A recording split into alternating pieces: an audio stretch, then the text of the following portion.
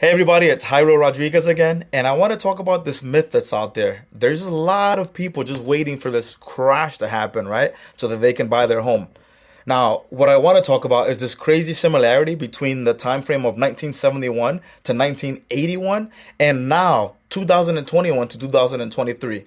Let's rewind time and check out what history was like back in 1979. Inflation was completely out of control and home prices actually rose by about 14%. So what did the Fed have to do? They increased the interest rates so that inflation can come down. And as a result of what they did, mortgage rates went up to about 7% and eventually peaked at 18.6%. And that was in October of 1981. So fast forward now, in 2021, we saw the exact same thing happen. Home prices actually rose by about 18%, and the Fed reacted the same way they did back then and increased the rates. Now, same story, fast forward, rates went up this time by about 5% from 2.9 in 2021. You remember those days? To we just saw this week, it went up and it hit 8% in October. So absolutely insane, but we're seeing the history repeat itself, right? So with our logic today is that because the rates have hit their peak, home prices should start to come down, right? Or maybe crash.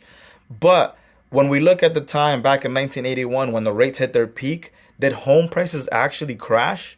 Well, what I'm telling you is that they actually did not.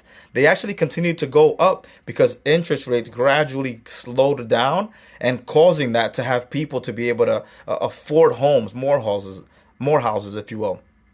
And then over the next 5 years, houses actually appreciated by 6.7%.